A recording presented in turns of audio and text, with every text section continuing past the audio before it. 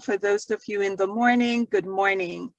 This is the National Reach Coalition coming on with our first, what we're calling our first annual digital storytelling screening. We are thrilled to be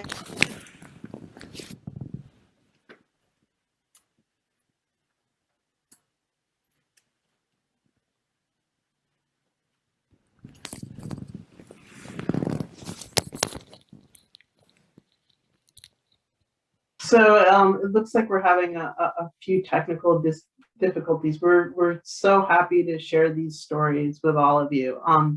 My name is Martha Monroy. I'm the Vice President of the board. We are the National Reach Coalition, and just to give you a little background, we provide technical assistance to communities across the country, and focus on racial and ethnic health equity, providing and advocacy for communities working towards health equity. And so we'd like to introduce you. It's our first digital storytelling screening. We've collected some digital stories about people's experiences during the pandemic. Denise, do you want to introduce yourself? Sure. My name is Denise Wise David, and I will serve as the first annual digital story screening co-facilitator. On the National Reach Coalition board, I serve as the treasurer, and today as one of the storytellers. In my other life, I work as a program manager for Jewish Family Services Connecting Hearts program. I'm connecting families with children in foster care looking for love and forever homes. My next project with the storytelling will focus on children in care and aging out of the system. So at this time, I want to thank you for joining with the National Reach Coalition and partners as we present the digital stories that capture the powerful narratives of a few community members from across the country, sharing their intimate and personal experience with COVID-19. These personal narratives describe how various events pertaining to COVID-19 impacted and influenced their lives. Now I'm going to give way to Daniel to allow him to give us some background on the digital storytelling. Hi, everybody. Really nice to see some of you, and hopefully there's many more of you out in live Facebook land. I work for an organization called Story Center. We used to be called the Center for Digital Storytelling. We've been around for many, many years, since the early 90s. When video editing first became available on a personal computer, we at that time were actually a small theater focused on raising up the voices of those not typically heard from. And then transitioned over to helping people do that in screen media as a way to, again, let people have agency over their own stories, as opposed to them being more often than not taken away from them or not heard at all, at least not on screens. So for those years since then, we've been doing these workshops like the one that we just did with Reach, which is really lovely to be able to hold space for people so that they can find a story first and really create a story, soup to nuts, in group and also on their own.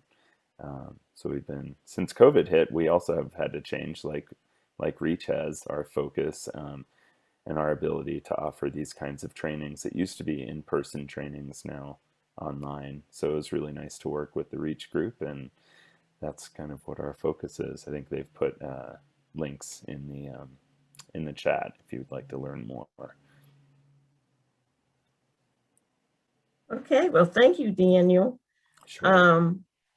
I have heard and seen some of these stories. May I suggest you get your tissues? Don't be afraid to feel some of the emotions you will listen to in the voices as the stories is being told. Our first presenter is Mr. Patrick McNeil. Give us a little background on your storytelling. First and foremost, thank you guys so much for having me. It is an honor and privilege to be here. And want to definitely thank Daniel and the folks from the Story Center for helping pull this out of us and to help make sense of it. So my story is simply about my plight with COVID. I actually contracted COVID around Thanksgiving, and I was in the hospital for roughly around 10 days.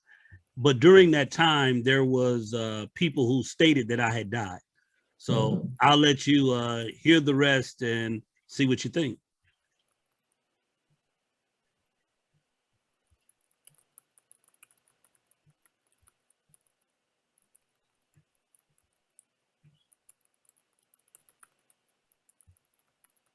Man, they told me you were gone. I slipped deeper into the seat as my mouth went from moist to dry, so that I could not utter a word. My hands let go of the steering wheel as my foot pressed the brake, and I placed my truck in park. It took me back to that room, dark, sterile, and lonely. That space where I longed for another's company. I desired the touch of another's hand. I yearned for someone to say something, anything to me. I craved that someone would bring me something that would satisfy my parched tongue, but to no avail. I laid there and contemplated. Had my thirst been quenched for the last time? Would I become another number, another statistic, another net sum game in this deadly game?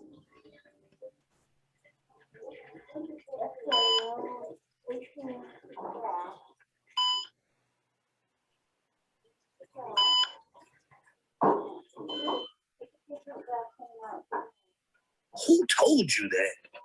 Who would make such a statement that the life had gone out of me, that my mortality had put on immortality, and that I was on my way to the elders, to my sisters, to my mother, to my father? Who would put those words on me? Who would take it upon themselves to say that I was no longer on this side of glory? Who were they talking to? It could not have been me, because I was as quiet as a church mouse and as weak as a soaked and wet paper plate, for I had lost the ability and the desire to share. The physician's assistant at the urgent care clinic arrives in the room and shares, "If you do not go to emergency right now, we will need you to sign this waiver of responsibility, this waiver of accountability, this waiver of liability." I could barely take a breath. I grasped to inhale, but the depth was as shallow as an infant's wading pool. I was in trouble, but I did not know how much. No, my time had not expired, but CNN said that over 3,000 like me had given up the ghost. Who was I to think I was any better than them? I wondered, had my time come? I still wonder at times, why am I still here? The hardest part about survivor's remorse is the gazing back. There is no rhyme or reason when it comes to my attention. It just does. While holding back the years, you are fully aware that others cannot. And that is what clutters your psyche. The losing of life of loved ones, close friends, colleagues, and coworkers, and the abruptness of it all continues to plague me at times. Yet, I am still here. Seneca tells us that luck is what happens when preparation meets opportunity. So I guess luck is not what happened to me, for I was not prepared for this opportunity to continue life. I still struggle with the fact that I am here and others are not. There must be a purpose to this, right? The oxygen flowing in my nostrils as I sat in the darkness. Who would know that I was physically exhausted, mentally drained, emotionally spent, and spiritually hanging on by a thread? Who would know that I did not have a clue if I could, if I would be here much longer? I was reminded of what some of the mothers of the church used to say. "Baby, you holding on?" Yes, mother, I'm holding on. then baby, you just keep on holding on.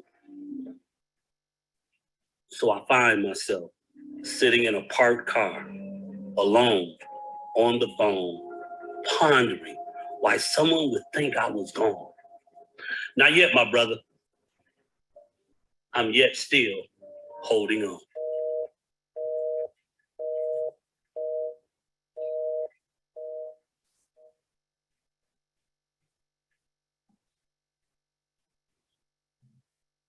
Wow, Patrick. Do you have any closing remarks?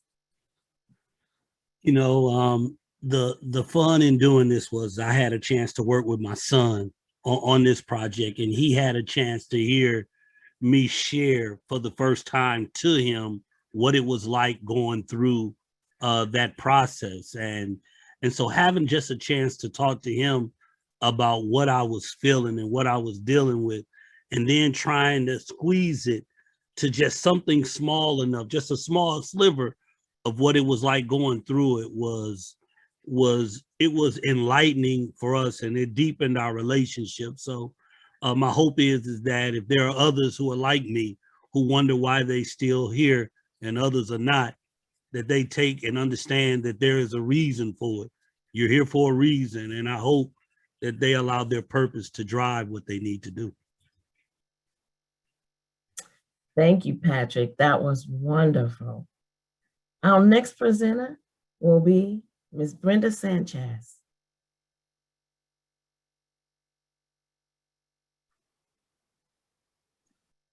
Hi, everyone. Thank you. So my video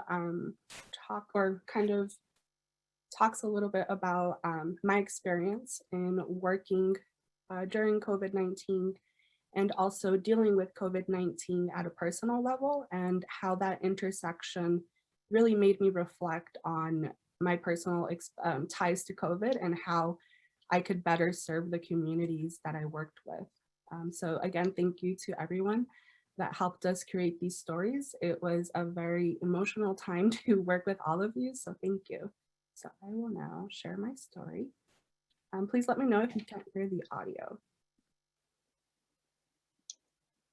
At first, it was exciting. It was applying all the knowledge I had learned and only read about in textbooks into the real life, and feeling like I had an important role in this time in history.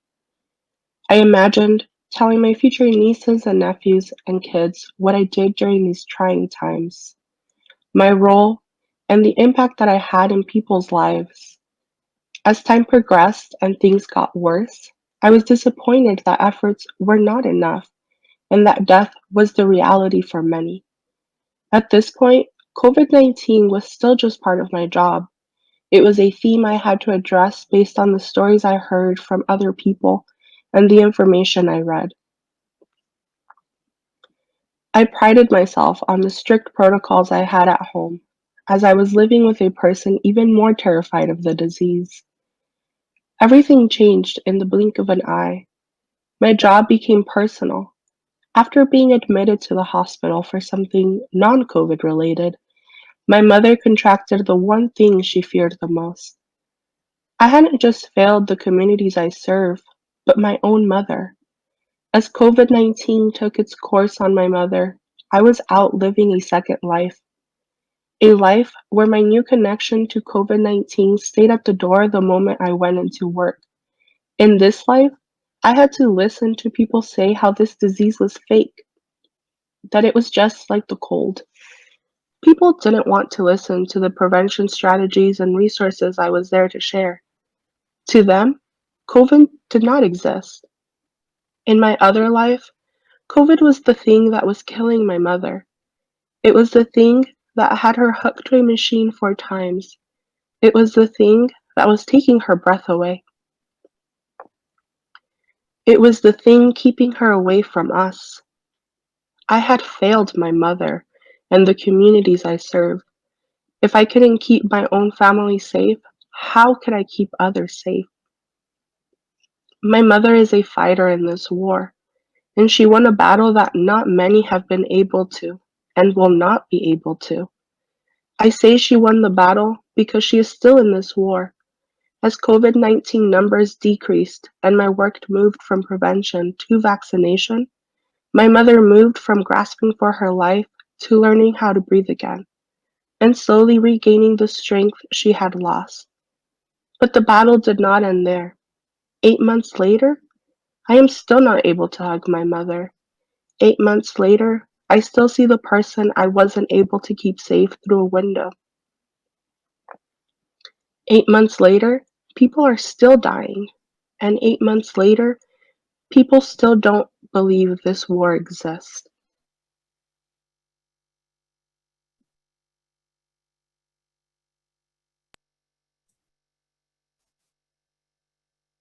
Oh, that was beautifully presented, Brenda. Do you have some additional comments you'd like to add at this time?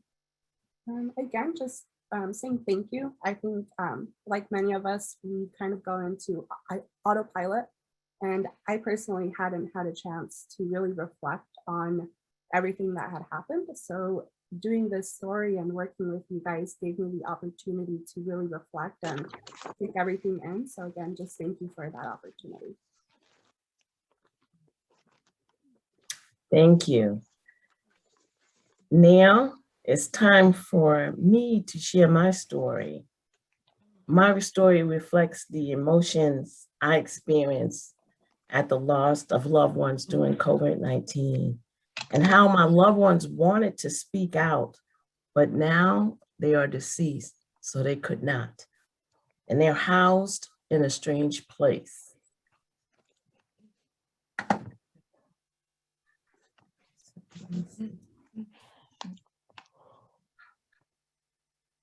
Share my screen.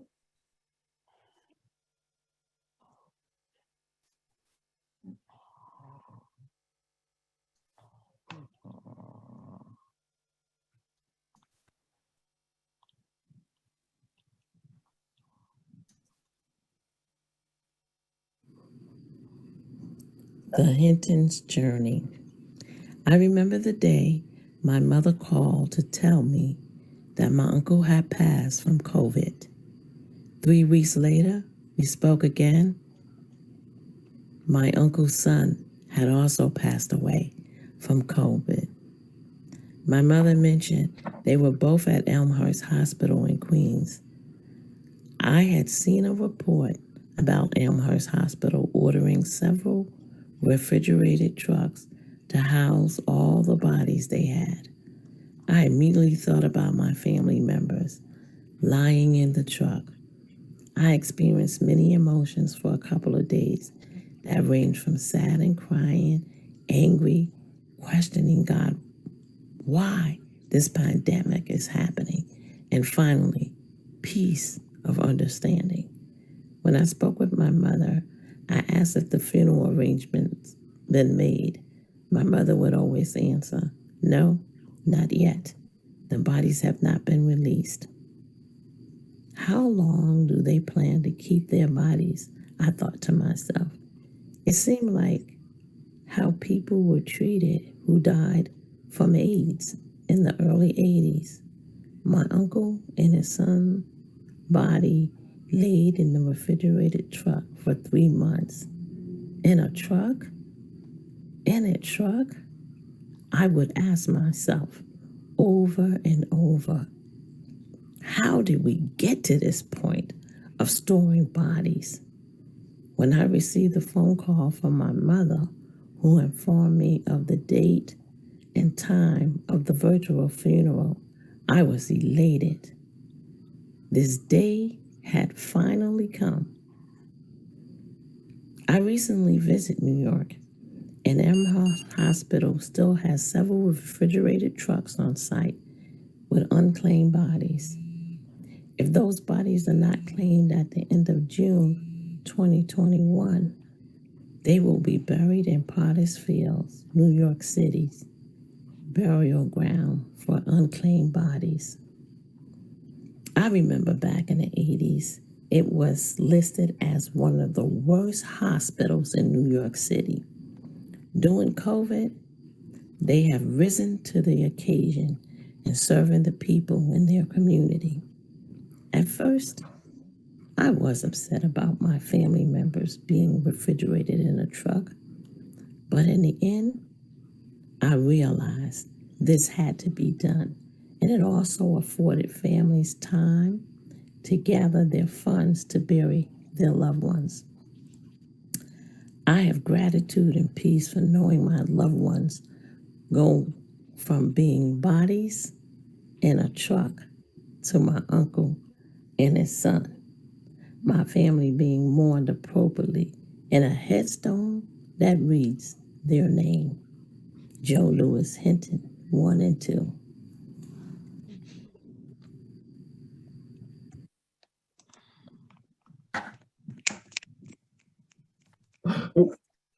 Thank you. Every time I hear that, I still have some strong emotions about my time in dealing with my uncle and my cousin laying inside that refrigerated truck.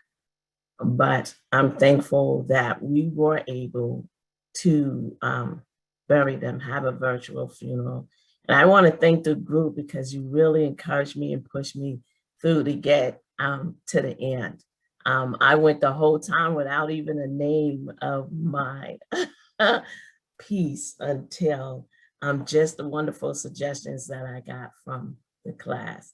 And I thank you, Daniel, too, for being the one who was the teacher in teaching us how to do our storytelling. All right, enough about me. Now I want to move over to Mr. Sahel.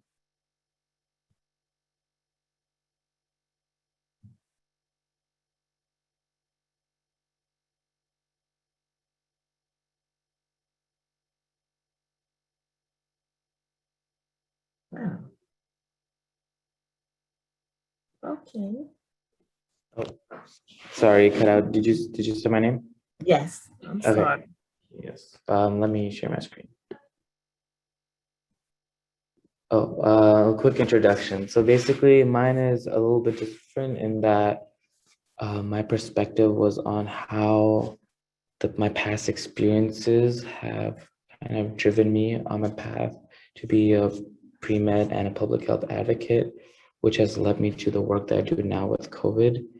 And I really just hope that I can inspire other youth to kind of do things and not feel like they are restricted just because they're younger or less experienced. So thank you all for.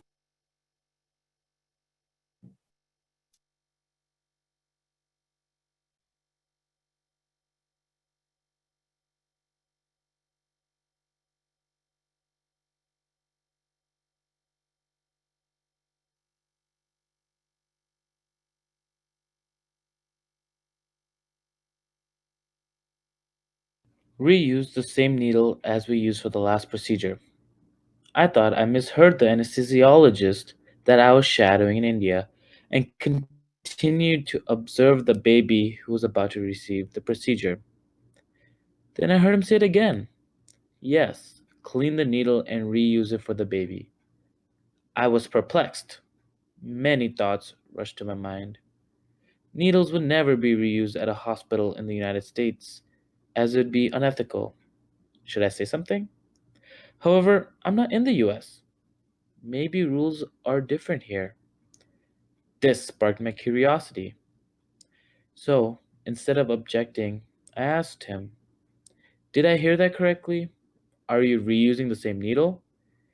And to my shock, he said, yes, we are, as the baby's family cannot afford the use of a new needle. And then he continued with his work, making me realize this was common practice. I took a step back, astonished. I did not know how to respond. I was filled with mixed emotions.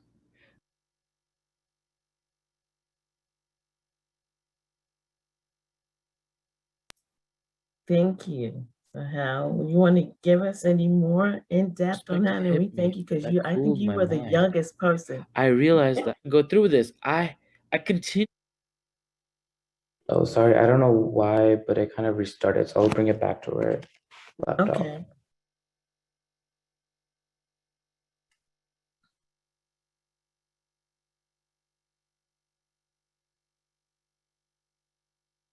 thought.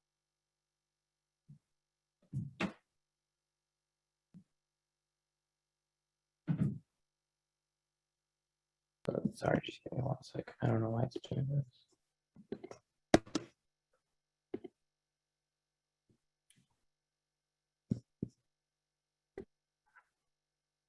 So Hal, I could go ahead and let Miss Linda go and come back to you. Does that work? Yeah, that's fine. Okay, thank you. Well, Miss Linda, you can go ahead and present your storytelling time. Unmute.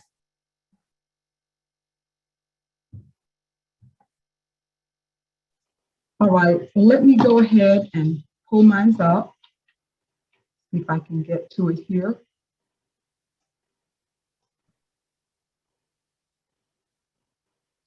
Just one moment, please.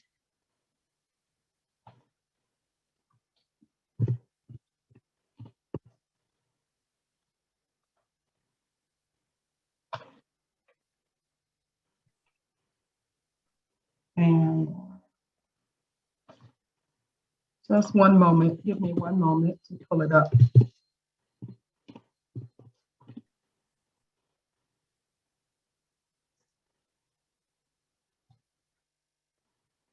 Okay, just a minute.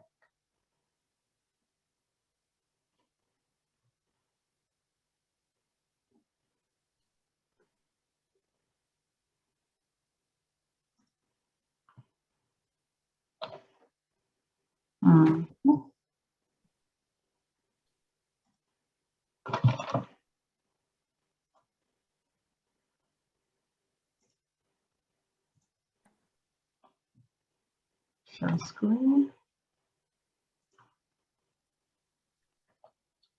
Okay, thank you very much. I just, the video, my name is Linda Dingle, and the video that I did highlights 3 things that I hope that you'll see in the video. First of all, it was a decision that compelled me into an area of work that I have loved and enjoyed for more than 20 years, and that is motivational speaking and also being a certified diabetes and education specialist. It also highlights the relationship between diabetes and COVID-19, the disparities in hospitalizations, and thirdly, the health literacy gap between professionals and patients and how that impacts patients' outcomes. So here we go. President. My heart beat faster. Thoughts of failure raced through my mind. Was I adequate for the job? As president of the leadership board, I found myself in Los Angeles, Chicago, Miami, absorbing and learning more about the organization and the disease it represented. Could I make a difference in the lives of people touched by this disease? I had seen many of their struggles to understand why they had gotten this disease. Is it a generational curse on our people? I had heard their cry. How do we embrace this new lifestyle to help manage this disease?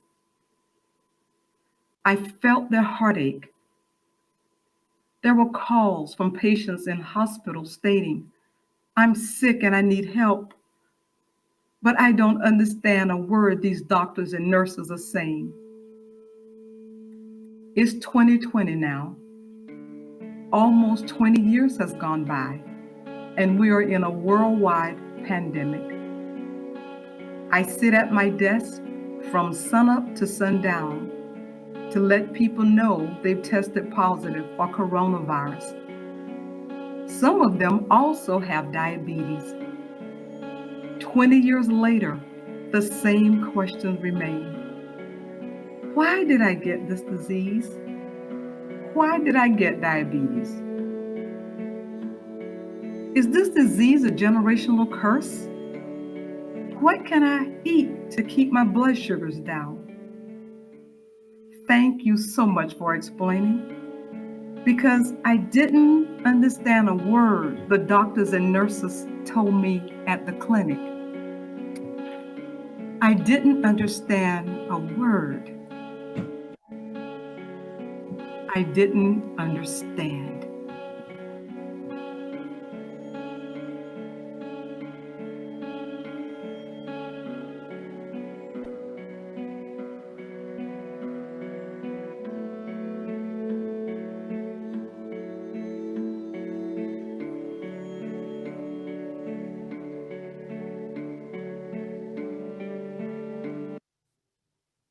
Thank you, Linda. Do you have any additional comments you'd like to make at this time?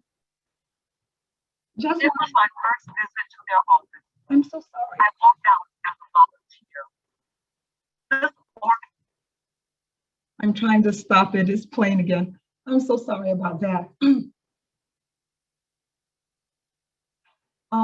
Well, the only additional things I'd like to say is that it's been a pleasure working with you all at the Story Center.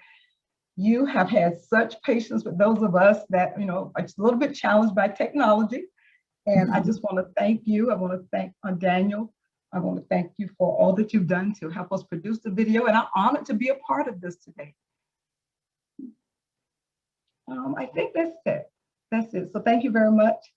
And I look forward to hearing our next presenter. Thank you. We're going to go back to Sohail. Ian, you ready? Yes, I am. Let me share my screen. Reuse this.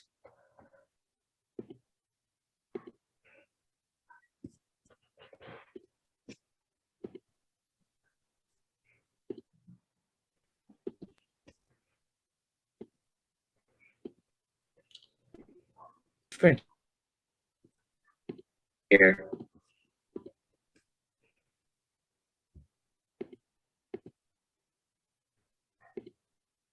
Oh, I'm so sorry. I was working a few minutes ago. Daniel, is there any way you're able to share it for me? Because it's lagging on my side. Technology. Is it possible to have so Yeah, from the very beginning? Yeah, and I can share it. I think I just need to make sure that your screen sharing is off, and then I should be able to do it. Give me a second. I just want to say, so far as they're getting things together, the stories have been so compelling and so rewarding to hear them. I think it would be good to start this from the beginning. Beginning, yes. And so, Hal, you can go ahead and tell us about your story again. Oh, yes, thank you. So yeah, my story is kind of inspired by not necessarily how COVID impacted me, but how it impacted me indirectly in the work that I do with the people in my community and even internationally regarding COVID. And it kind of not only making this video inspired me to do more work, but I'm hoping I can inspire more youth to be able to do more and make a bigger impact and not feel constrained just because of how young you may be or inexperienced. There's always something you can do. So thank you. Great.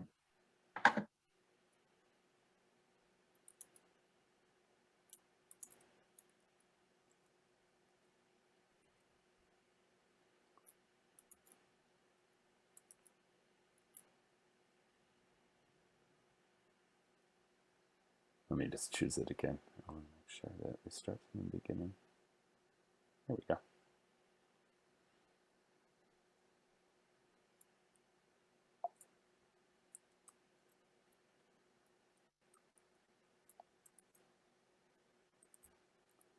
No, for some reason I'm having trouble finding it. Give me 1 second.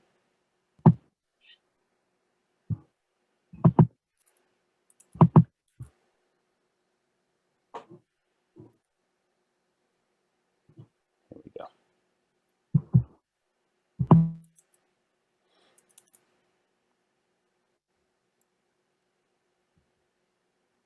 Okay. Apologies.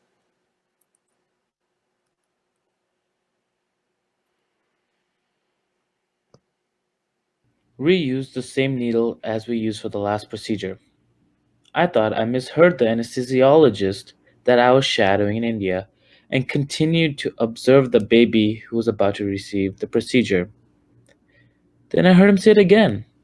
Yes, clean the needle and reuse it for the baby. I was perplexed. Many thoughts rushed to my mind. Needles would never be reused at a hospital in the United States, as it would be unethical. Should I say something? However, I'm not in the US. Maybe rules are different here. This sparked my curiosity. So, instead of objecting, I asked him, did I hear that correctly? Are you reusing the same needle? And to my shock, he said, yes, we are, as the baby's family cannot afford the use of a new needle. And then he continued with his work, making me realize this was common practice. I took a step back, astonished. I did not know how to respond. I was filled with mixed emotions. I could feel my blood boil and my mind becoming more and more chaotic with thought. This is outrageous and unethical. The baby should be able to get hygienic medical care. How can a doctor go through with this? I continued to boil until a new perspective hit me that cooled my mind. I realized that I should at least be happy that the baby was getting access to health care. In another situation, the baby's procedure would have been too expensive for the family to afford, creating a barrier or wall that would have led to the procedure never happening. So I ended up not saying anything, and the baby's procedure was successful, and the parents were ecstatic. But that spark lit a fire within me, an ongoing flame that burns, motivates me to become a medical professional and a public health advocate that can help children and families have greater access to healthcare without compromising the quality of it, so that our child's care is not dependent on their family's income, something that the child cannot control. Currently, I'm working with an organization in India to help children and families who are suffering during the pandemic by setting up a free mobile clinic to be able to give them the care that they need, while also raising funds to provide PPE and rations to those vulnerable populations who are not able to provide for themselves. I want to continue to make these efforts, not just in the US and India, but around the world, while on my path of becoming a doctor. One day, I myself will be on the front lines and will continue to make that difference as the flame within me continues to burn. Oh, so hell, thank us. So powerful. You had such powerful message. You have some comments you like to make? I just really appreciate you all listening to my digital story. And, what was really exciting was the fact that making this story, it made me realize how far I've come since day one, where I did see that anesthesiologists reuse the same needle. And now I'm working with so many different communities and so many different organizations to really complete my goal. So just thank you all so much for listening. Thank you. That was so powerful. And now our next presenter is Ms. Martha. Good afternoon and good morning, everyone. This was a great experience. My story is pretty much about just what's happened the past year and the impact on my family and my community. So I'll go ahead and let that get started.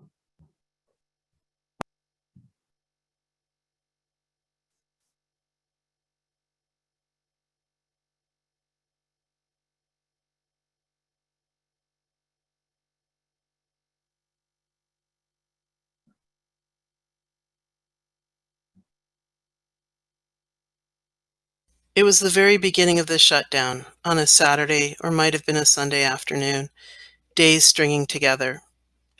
I love spending time in nature on the weekends, an escape, breathing fresh air and surrounded by natural beauty, re-energizing and recharging. Spring in the desert, one of my favorite times of year, wildflowers in bloom, happy and relaxed, taking a break from the horrors of COVID. The year has been wrapped in COVID. I try to stay strong, but it's hard helping my students deal with multiple heartbreaks. A house burns down, students and their families infected, stress and depression, a brother killed by a drunk driver, communities devastated, their pain reaches through the screen. A good show despite a late winter rain. It was warm, the sun felt great on our faces and not yet scorching. That was coming soon. Hiking down the hills with frequent breaks to try to capture the flowers which are short-lived. My phone vibrated. We had just gotten cell service back and thought it must be a friend responding to the pictures I texted. Hi Martha, I just heard the news about R. Mi más grande pésame. What happened? I'm out hiking. He passed away in his sleep unexpectedly, the recognition and celebration of his life put on hold. Feeling confused, blindsided, and numb, as if I'd been sucker punched. A month later, a brother-in-law. Although expected, no opportunity to mourn or celebrate his life with the family, just mass on Zoom and messages back and forth via WhatsApp with the family in Wate. One big time loop. Surreal and yet very real at the same time. The Mount Lemmon fire lasts 40 days. Scorching heat and now smoke takes away an escape from the COVID. Caught in limbo. August. Lost to COVID, a recently retired promotora who had improved the lives of many. Zoom recognition once again. May 2021, I'm in class. Mom, looks like something serious happened. Dad's on the phone. Turn off Zoom video and run to the living room. Another brother-in-law lost. More WhatsApp and Zoom masses. The light at the end of the tunnel for many in Tucson, turning back to celebrating life and honoring the lives of those lost. Not in Guatemala. The lack of vaccines still requires strict limits on public gatherings. Suddenly, I feel Becky's arms around me, finally able to come home thanks to the vaccine. The hug, warm, loving, and safe. The tears come. The weekends outdoors continue, resumed after the fire was contained. This wasn't a great wildflower season this year due to little rain in the winter. Only this year a bit different. The saguaros have crowns of blooms and are covered in blossoms. A student sends a text. Martha, it seems as though you've been hit nonstop all year. I'm still trying to hold on, and maybe I've been unconsciously telegraphing my SOS. A means of surviving a severe drought. Distance, barriers to family, and the loop starting to fray. Then Dad.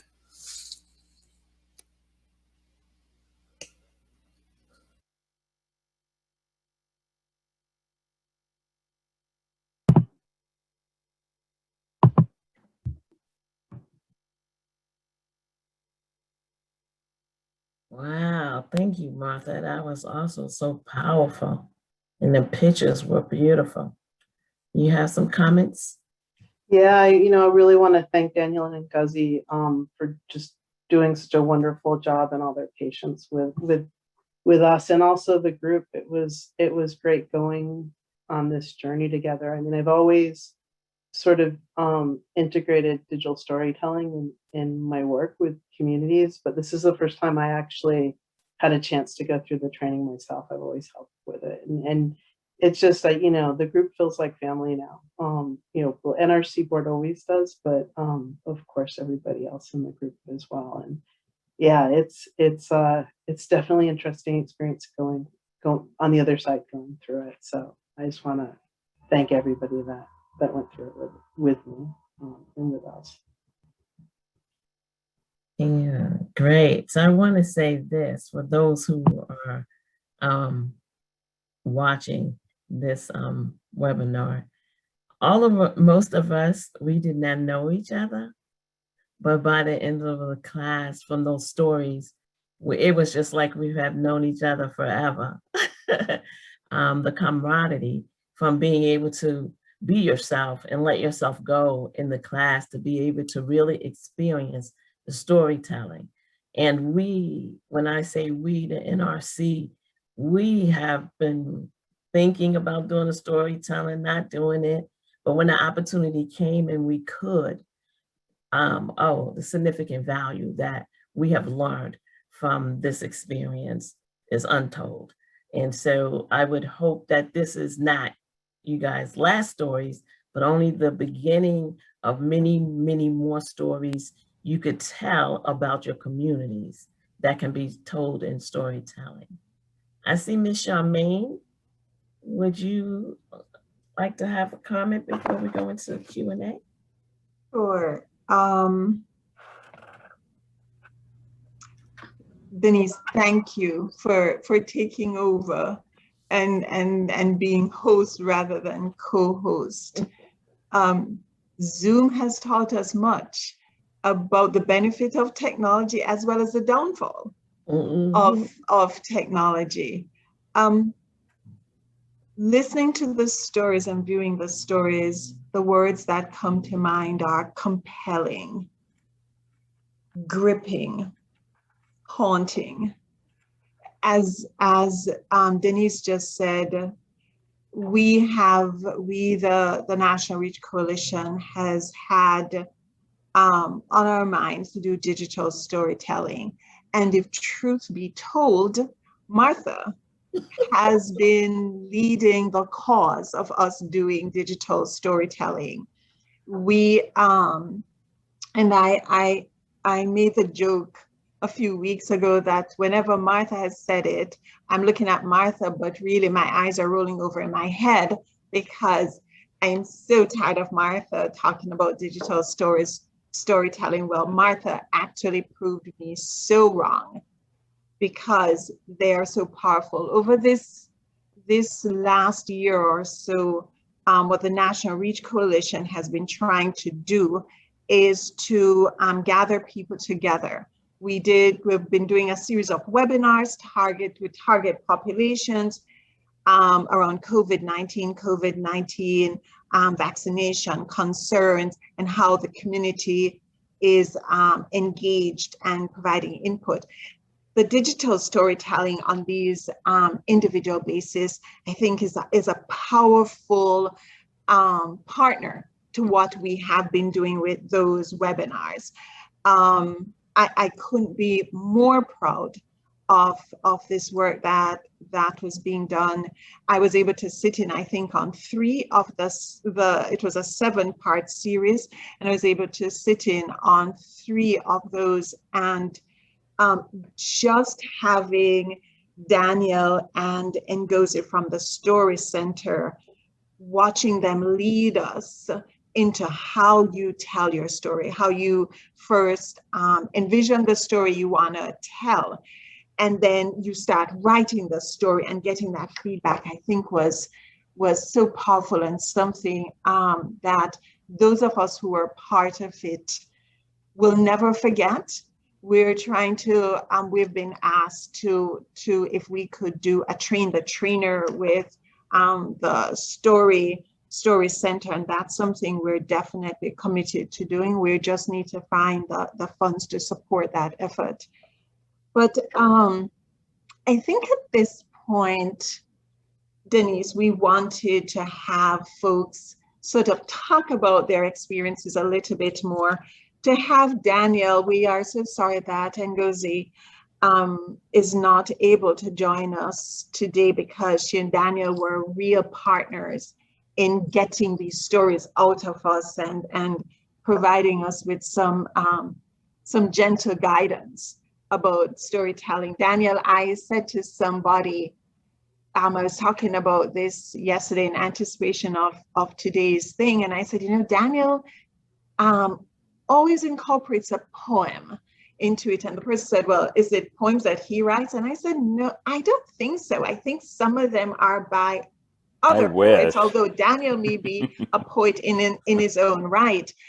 But yeah, those were powerful. So I don't know, Daniel, if you have a poem for us today, but it would be great. Daniel, you talked a little bit at the beginning about how you helped us with this process. And I wondered if you would speak a little bit more to that. And also I want to let folks who are viewing this know that if you have questions, please put them, I think we have a Q&A, or if you have access to our chat, please put them in there so we can ask, we can have the panelists and Daniel, or have our storytellers and Daniel respond to those questions. Yeah, I'm here. So thanks for all of your notes, and sorry that my colleague Ngozi, who was helped facilitate this workshop as well, wasn't able to be here, but happy to answer questions. I wish I had written all those poems. I wrote none of them, but I really do like to share other people's work in our workshops, both their digital stories and then other things that help to ground the group. One thing to also mention about this is that we always do this work in group for the reasons that you've just heard from some of the people, how people maybe didn't know each other or didn't know each other on this level. It really, when it's a safe space and when there's a good culture in the organization, which there is here, it really opens up a space for people to learn a lot more about each other. And I think that's in part why we do this work, is that once you hear a story about someone and what they've been through or what they're going through, it makes it much harder to treat them poorly.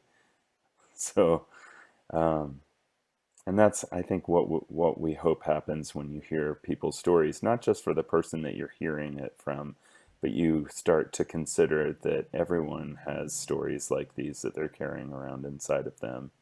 And it just helps to humanize people. At least that's what we hope.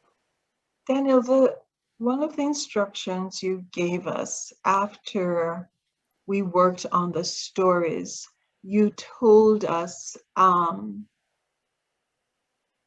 that we should think about the stories and think about, importantly, if we want to share those stories.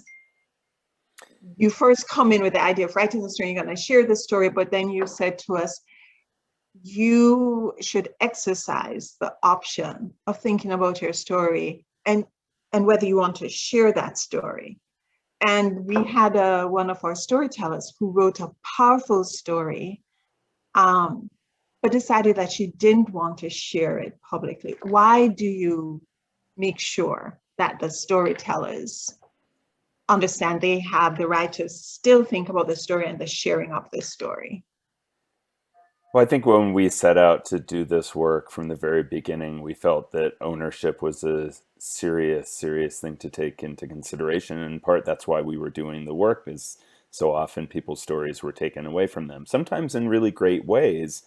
I mean, it's great work for a documentarian to come into a community and tell a community stories at times. And then there's also space now for people to tell their own stories, or for communities to tell them as well, and they get to decide what the thrust of that story is going to be. And so when we do this work, we're very intent on the storyteller owning their story all the way through. They decide what it's going to be about, they decide what they're going to say, what they're going to write, and they may get feedback from the group and from facilitators that might change that, and often it does. But ultimately the choice is theirs, and as is the sharing of the story, that they have ownership over how they feel about that and where it's shown and how it's shown. That's hugely important to our organization. We don't own people's stories, nor even does the organization that's hiring us own people's stories. The individual always maintains ownership. And I think that lets people get to the deepest and sometimes most vulnerable stories that they can, knowing that they don't have to show it, that they may just be sharing it with their group. So that's because our number one focus is on the storyteller and their health, and them finding a story that helps them. So even sharing a story with yourself can be hugely impactful, and that is our number one goal. Anything that comes after that in terms of sharing it even within your own group and then out into the public like this, is secondary or tertiary to that kind of individual growth and safety. That has such powerful implications beyond just the digital storytelling, has much larger implications for communities that have not had the opportunity to tell their stories and own their stories. Too many times people come in and want to take those stories out from the community and not give the community, not let it be known that these are the community's stories. These are the stories and they have full ownership over those stories. I think the implications are significant, especially as the key operating principle for the National Reach Coalition is that communities are the leading voices and the leading experts in addressing the racial and ethnic health disparities that prevail in those communities. So this fits nicely in with the principles that you just spoke about in terms of people owning their digital stories.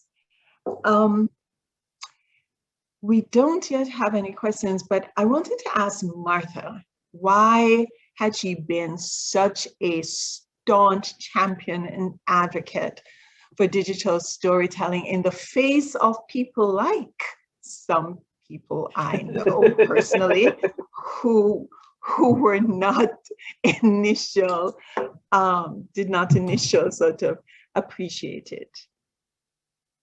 Well, for all the reasons you just said, right, is that, well, there's a couple of reasons. One, in my classrooms, I use it because I have the great honor of being able to train the next generation of health professionals, and I take that very seriously. And also to really raise the voice of the community because of the work that we do. This is about investing in the community and raising the community's voices and really showing those policymakers and people in power that the wisdom lies in the community. People understand their own situations and people know how to resolve the situations. What we need is to get resources out there, and we need people to listen to the community and listen to the voices of the community. And I find that in my health equity class, I mean, you can throw lots of numbers at people and people can't relate to numbers, right? So even in the face of 600,000 people who have died from COVID and really so highly disproportionately impacting communities of color, people still can't wrap their heads around it.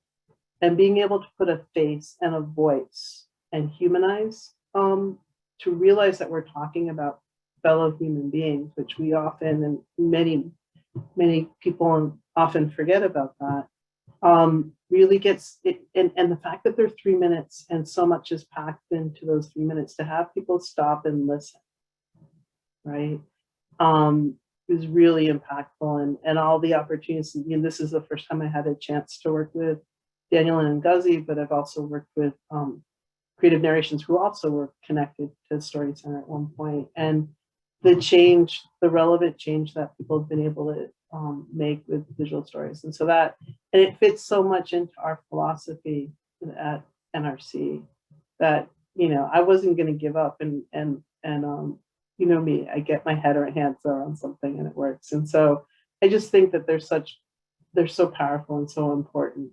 to the work that we do. So like, that sounds sort of a long story, but that's pretty much why. Thank you, Martha. You really put your finger on it. I think as we listen to the diversity of the voices and the experiences of what COVID-19 sort of meant to individuals, we've been hearing sort of the collective reporting, but having the voices talking about it, and even having Sohail bring in sort of a global piece, but also talk about the experience he had in India and sort of the disconnect between how he saw healthcare or medicine being practiced in India, but in terms of versus his experience here, but also how it challenged him and how he's doing work now around bringing COVID-19 vaccine and healthcare to India. I thought was a pretty important one for us to hear. Michael has a question for Patrick. Michael, you want to unmute yourself and ask your question? Sure. This is Mike from Bronx Health Reach. I just wanted to say to everyone, it was really, really great. I mean, you really captured definitely an essence through your video, so thank you very much. Patrick, my question is, it was the other night, my wife was watching the show. I was just looked up, and it was a scene where they're in a plane and they hit really, really rough turbulence, and everybody's grabbing each other thinking, this is it. And then, of course, it was just really rough turbulence, and they land, and everybody was like, this is it. I'm going to have that divorce. I'm going to quit that job. I mean, life is too short. Your story, I mean, I don't know if you've had a similar life ending or whatever. Have you quit your job, sold the house, traveled the world? Has it been that type of thing, or has it given you, different perspective of this? Well, first and foremost, that's a great question to ask someone. No, the reason that I wouldn't quit my job is because I actually work for a community. And for the first time in my life, my bosses are the people who lived on the block that I grew up on. So they get to tell me what to do, and it's fun. So I wouldn't quit my job because I think I got one of the best jobs in the world. That's number one. Number two, what remorse does for you is it helps to bring things into focus of really what's important to you, right? And I've always felt that, I mean, I have to work for a living, but by that same token, I've been fortunate enough to pick and choose the moments that I got to have. So I choose to work for a community, but in doing so, that means I won't make as much money. I choose to work for a community, which means that I may not have some of the things that other people have, other things that people can do, but I don't think people get the fullness and the richness of the work that I do. And so I'm just reminded, the issue with me was literally, I had a colleague who does similar work that I do in the field. I was in one hospital, she went to a different one. We both had double pneumonia and COVID. She passes away, I live. The question that I'm wrestling with is the why. It's the why in it. And so you begin to say, okay, I'm here, they're not, they're going to their glorious home. I get to go home and quarantine for a few more days. It just makes you think the preciousness of every moment because you don't know what you'll have. So while I didn't have that type of change, I am mindful of knowing that every moment that you have, that you can inhale and exhale is precious and should be treated as such. And so if you got stuff, if you owe your brother or your sister an apology, go give it to them. If they owe you one, forgive them before they give it to you. Whatever it is, none of this stuff is worth anything other than the fact that you're yet still here and you can yet still make a difference. So I would say that, no, I didn't change my lifestyle, but I'm cognizant every morning to wake up. I love using my elders in my story. So I'm going to use this old story that they used to say in the church that I didn't have a clue what it meant. They say, he woke you up this morning, clothed you in your right mind, gave you a measure of health and strength, and he allowed you to put your pants on by yourself. Boy, if that ain't enough to praise God, I don't know what is. So that's what I try to do every day. So Daniel, you didn't have a poem, but I think Patrick just gave us a poem right there with that ending. So 2 thumbs up for Patrick. I want to sort of piggyback on Michael's question and pose this to each of our storytellers. As I said, and you all know, Daniel told us at the end that we should sit on our stories and decide if we wanted to share our stories after we thought about the stories that we had created.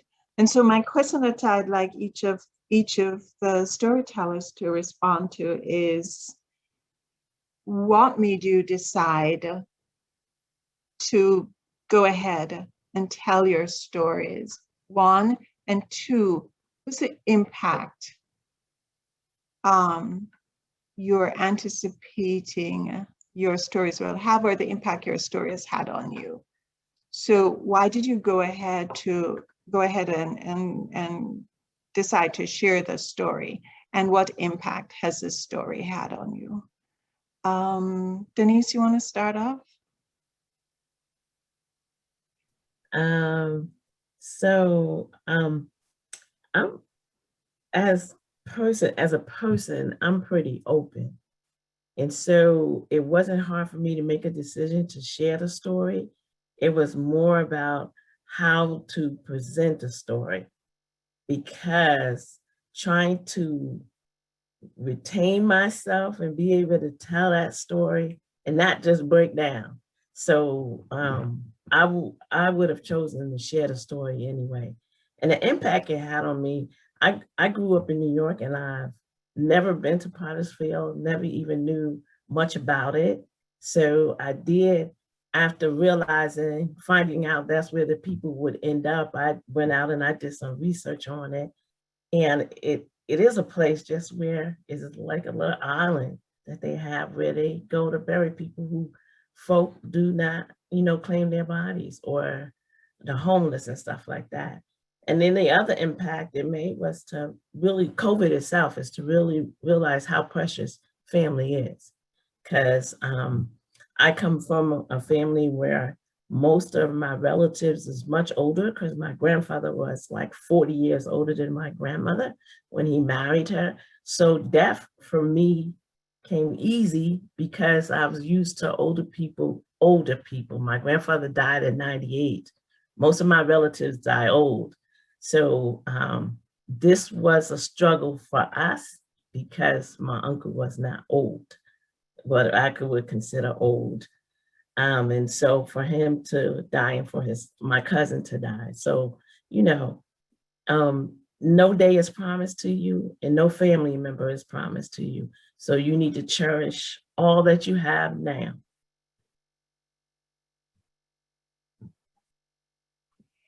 Thank you, Denise. Brenda, how about you? So for me, as Denise mentioned also, I'm pretty open and I do feel comfortable sharing stuff. But I felt that this story, it did take me a while to really completely take it in and see if it would be something that I felt comfortable sharing, since it was a vulnerable time. But I realized that many of us working in the field were also going through similar things. So I felt that it was important to share it, to be vulnerable, so that others could maybe also have that moment to reflect on their own experiences and maybe be vulnerable with me while they watch the video. So yeah, I felt that it was important to share it. And one way that this story really helped me was it really did help me reflect on everything that I experienced and that I'm experiencing through working with COVID, while also having my mom having had COVID. So it was really like a personal growth moment. And it really did help me in more ways than I expected it would. So thank you. Thank you. Thank you, Brenda. Sohail.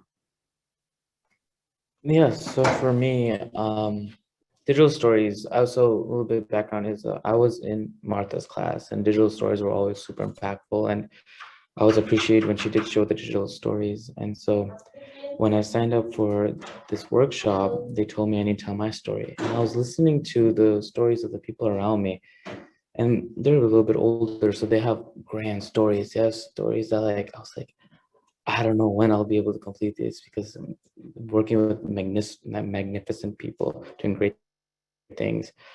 So then I was thinking to myself, what am I going to say? Because I don't feel accomplished at all now.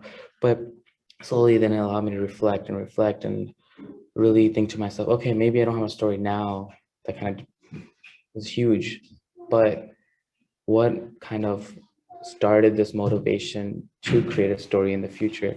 And so that's why I kind of took the story of how this all started and what really motivated me to do everything I did.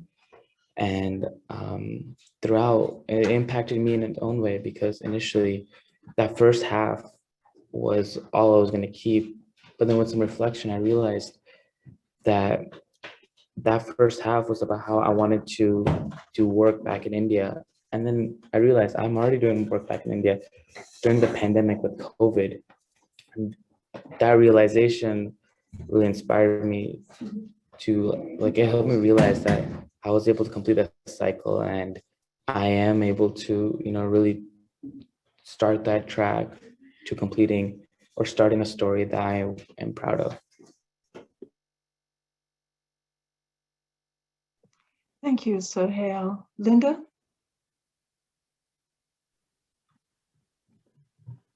Thank you. Why did I decide to tell my story? Well, actually, I'm like Martha. I agree with Martha that storytelling can have a powerful impact on people and the audiences that you're trying to engage. And like Denise and Patrick say, we don't know what tomorrow holds, but we're glad when we wake up in the morning.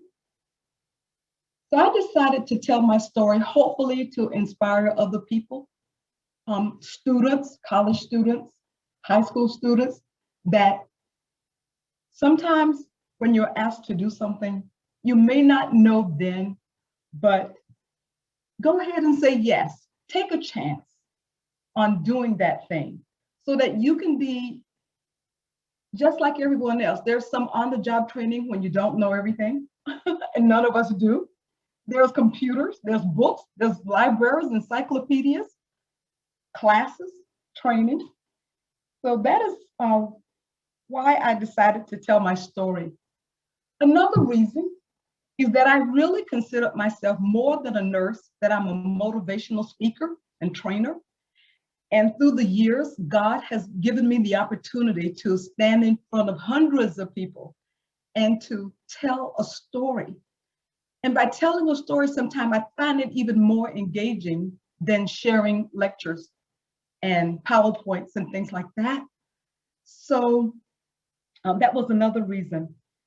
In my work as a diabetes educator and as a nurse, as a COVID investigator, many of my coworkers have said, Linda, why don't you take this on the road and teach other people about health literacy and this big divide between doctors, nurses, pharmacists, and the general public in terms of health literacy. Help people understand how to teach people with low health literacy. So hopefully this will be part of a fulfillment of that. From many of people through the years have asked me, take your show on the road. So that is why I shared my story and the impact that it has had on me.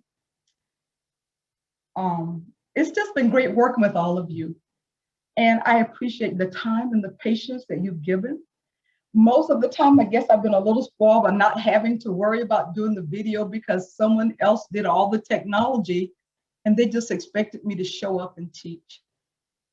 So, and I want to thank Martha.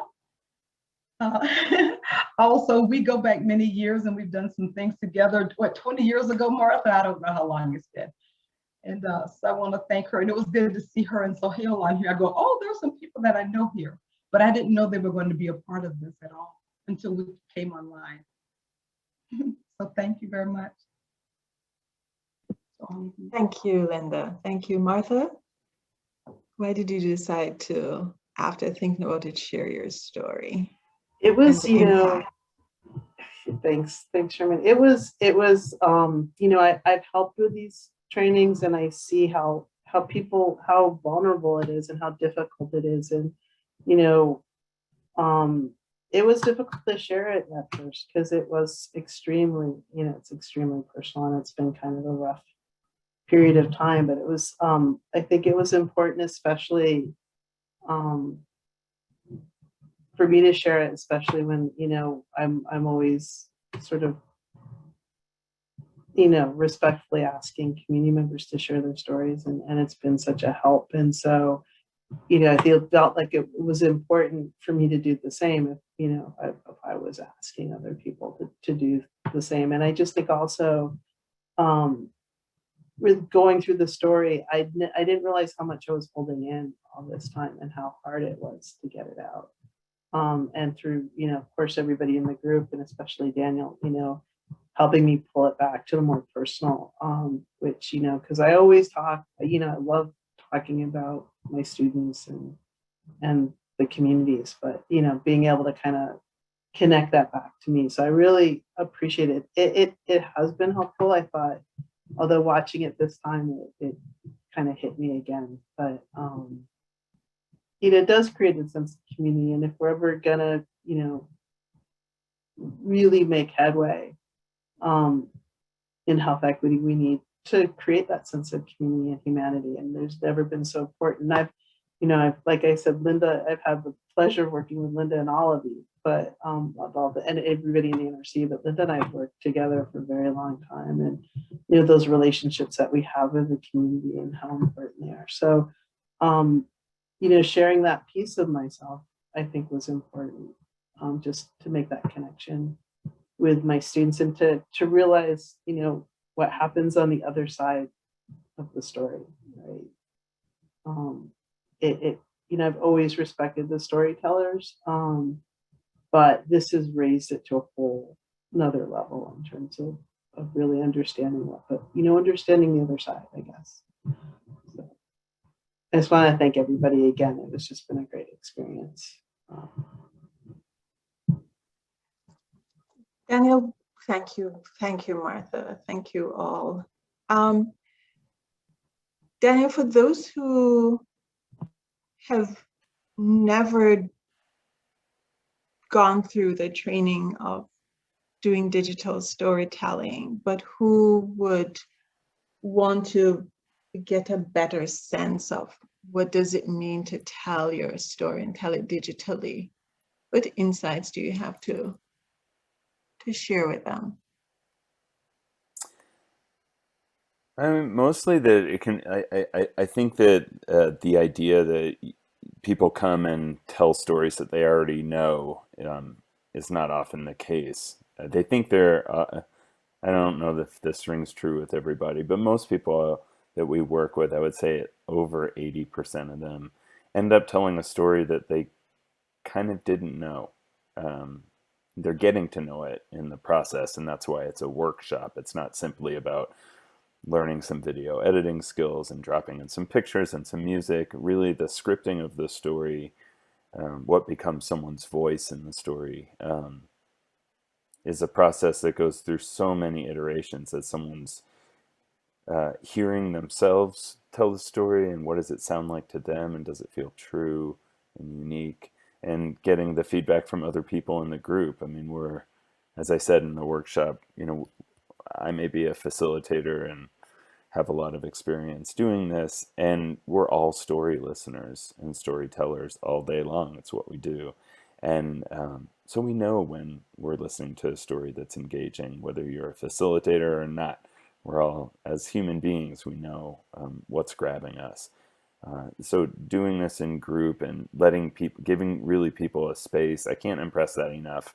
People don't usually get it, that how much goes on in the finding of the story and how impactful that is for the storyteller themselves as that story becomes more of a reality. And at different points, it really hits people. It seemingly hits people. For some people, it's writing it. The first time they actually put those thoughts down on paper, that it's kind of undeniable and it lives outside of them in a way. For other people, it's recording it the first time. For other people, it's saying it to the group for the first time. And then for other people, showing it, showing the story completely outside of themselves in some ways has a huge impact on them. Their own story makes them cry or makes them laugh, which is a really interesting thing, I think. It's kind of a version of you that you've set down in stone, in a way. So I think that's something that a lot of people don't understand about the process. It really is not just a video editing process. In fact, that's a really small part of the workshop compared to how much time we spend on helping people to find these stories. Thank you, Daniel. When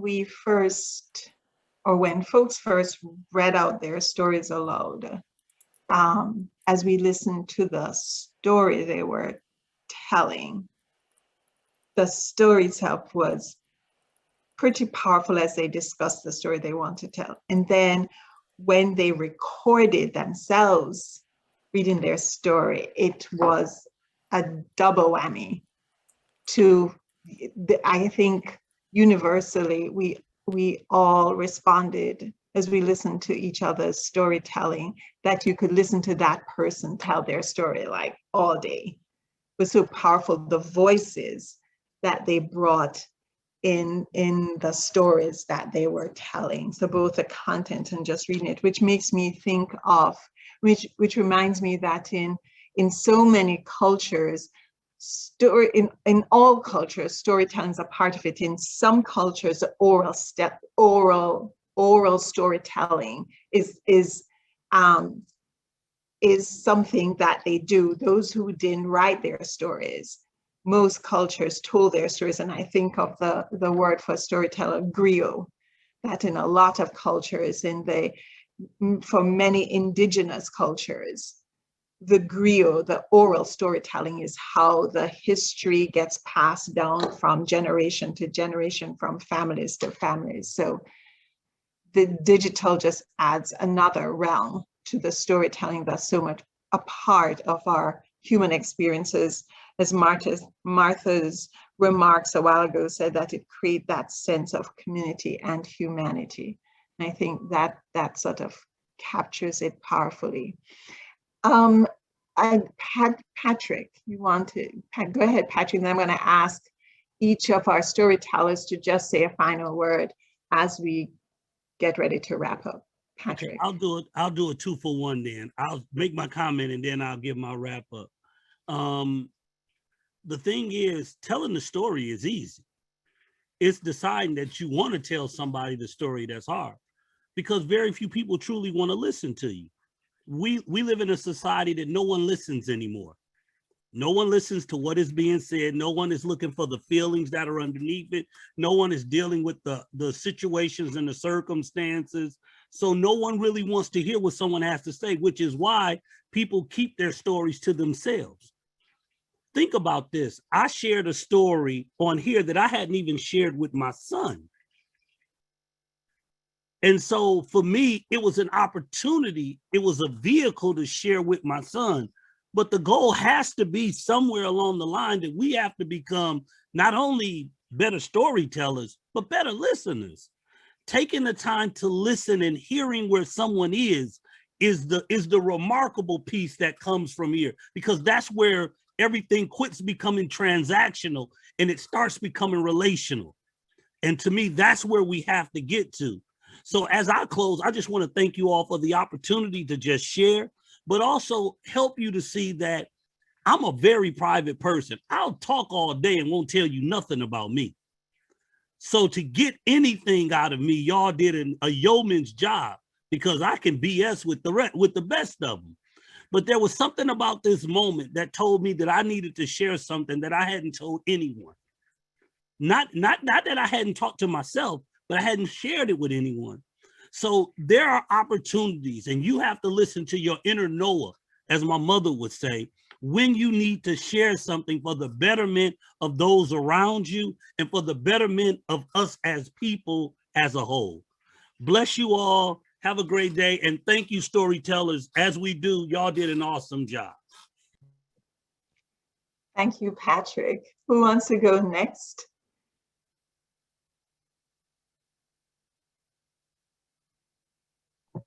Charmaine, I'll hop on because there's one other thing that I wanted to mention in addition to the humanity and the creation of community. I think one of the things it made me think when you were talking about culture sharing stories, and one of the primary reasons why stories are passed down from generation to generation is it's to create that resilience. It's to provide those roots, you know, where the roots and the wings, right? Where you came from, those travails that your ancestors went through and how they were able to overcome. Daniel might appreciate this. There's kind of a joke about all of our holidays. They tried to kill us, they didn't get to do it. Let's eat, right?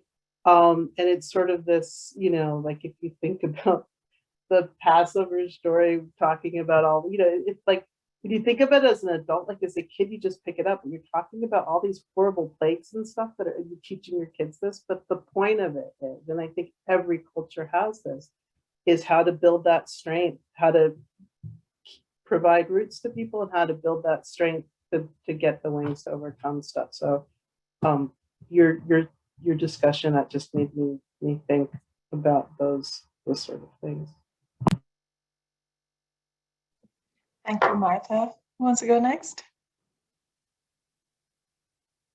I can go next. So I really liked the digital storying workshop, and I really recommend if any of you do get a chance to take a workshop or attend or even work on digital stories in whatever manner, really do, because not only, as I said before, in a way, it's its own self-reflective therapy session where you really get to work on your own story, but also share it with others and hopefully inspire others or kind of raise awareness on what's going on and kind of just open the word out and let people know that there are so many stories out there.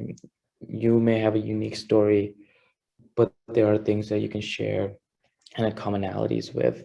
And so I just really recommend people sharing their story. Thank you, Sohail. I can go next. Great, Brenda. So kind of going off of what Sohail mentioned, doing this workshop really opened up my eyes to what storytelling really is. I know that in Martha's classes, we've always watched other people's stories and they're very impactful, but I never really reflected on what it took for that person to be able to tell their story.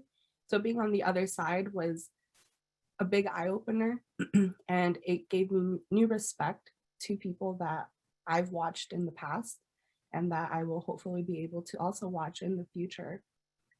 So yes, this opportunity to just tell your story, we all have stories, is amazing. And it's a way of being even more connected as a community. Thank you. Thank you, Brenda. That leaves Denise and Linda. Okay. Linda, I'll go next. Of course, again, I want to thank everybody for, the workshop. And there's an old saying, Patrick probably knows it in African American churches, but other places too. And it's about testimonies, and they're very powerful in faith communities to use testimonies to inspire people and to help bring changes to lives. And it's said that if you tell a story from your head, it reaches the head of people. If you tell a story from your heart, it reaches the heart of people. But if you tell a story from your life, it reaches the life of people. And sometimes that is really where we want to impact. We want to impact people's lives for good, for change, for the betterment of their lives. So it also will reach the visual learner, the auditory learner, and the kinesthetic learner. So, we're reaching all of that when we tell our stories. And sometimes if we don't want to tell our own stories yet, we can also use stories from other people's lives or stories from books that you've read or other mediums. So I just want to say thank you again and find your calling and reach back to help somebody else. Thank you, Linda. Denise? I did want to go last because I could do twofold. I want to say, you know, I've never thought of myself as a storyteller, and all the encouragement I got from the people in the class about my voice and telling my story and how I emphasized different things during the storytelling time, that was much for me, because I've never seen myself as a storyteller, not having an oratorial voice to be able to make and people feel through the story that I told. So that was another talent that others revealed to me that I have, because I never even thought I had such talent. And then I want to say thank you to everyone who participated in this, and who participated in the class, and who participated in this webinar today, because hopefully someone will see this and realize the benefit of being able to do the same thing for their community, being able to do some storytelling, because there's many stories to be told, because there are many people who are living. So there's many stories to be told and should be told. And so I just say thank you, thank you, thank you for doing this today, and for being in the class, being willing to let yourself go and really get the benefits of being in that class. Thank you.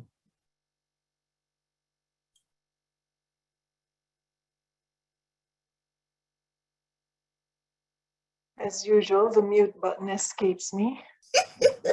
Thank you, Denise. Daniel, any last things before we say bye? At least au revoir for now, because not goodbye. Yeah, no, I guess all we can do is hold space for each other, but really it ends up being, it's on all of you to take an invitation and do what you want with it. And you all really took the invitation in the space and used it in ways that clearly were helpful for you, and then in sharing it become helpful for the community. So I look forward to hearing about how these stories are seen and how they're responded to. As we said, stories beget stories. And I think it's also really natural for many of us, even though we tell stories all day long, when we get into something that feels a little more official, like a storytelling workshop, that we feel like, well, I'm not a storyteller, when of course we all are. So sometimes the reminder that in some ways it's not more than what we do every day, but just a different version of it helps people. So thanks for being willing to be beginners again, experts again, but also beginners again, and something new. As adults, even you, Sohail, who you say you're younger and don't have as much experience, it just, some people really engage with being beginners again, and for other people it's really scary to be beginners again, especially as adults. And COVID, and as that intersects with COVID, we've all learned to be beginners in a pandemic like this together, and maybe that opened up some comfort in this, that we were all beginners and struggling through this time in different ways. So thanks. Thank you, Daniel. Thank you to all our storytellers. Having a story and telling a story, it's important to have a medium through which you tell the stories, which brings me to a big thank you to Southwest Telehealth Resource Center, the Arizona Telemedicine Program, the Mel and the Enid Zuckerman College of Public Health, because they have made it possible to have this storytelling. They have been the medium for this storytelling to be broadcast today. So a huge thank you to amazing partners who have facilitated so much of the communications and the storytelling that the National Reach Coalition has embarked on over the last year or so. A special thank you to the National COVID Resiliency Network out of Morehouse, whose funding has supported this effort. As you heard, many of the leadership, we named Martha, has had it as one of the things that the National Reach Coalition should be doing. And with the NCRN, we were able to do it. So a big thank you to those partners. I think Patrick said we all have stories. It's, do we find the people who want to listen to the stories? And also I would add to that, do we find the people who think the stories are so important that they will partner with you to get those stories out to the people who want to listen? So thank you to all. The National Reach Coalition is really proud about this premiere. You notice we said this is our first annual. We intended to be so. There are many stories to be told in communities that have been, particular communities of color, that have been grappling with so much around health disparity, not just the pandemic, but it was particularly important that as this pandemic sort of shone the spotlight on disparate racial and ethnic health disparities, that we start off by telling the stories that particularly intersected at that juncture. So thank you all. Thank you for those who joined to listen to our storytellers and to be part of this conversation. Thank you. Enjoy the rest of your day and have a good week. And continue telling your stories, finding those who will listen to it. And even those who think they don't want to listen to your story sometimes, you have to tell those stories anyway and get them to hear your stories. So thank you again. Daniel, big thank you to you. Please convey our gratitude and gratefulness to Ngozi as well, who helped us really get our voices out there.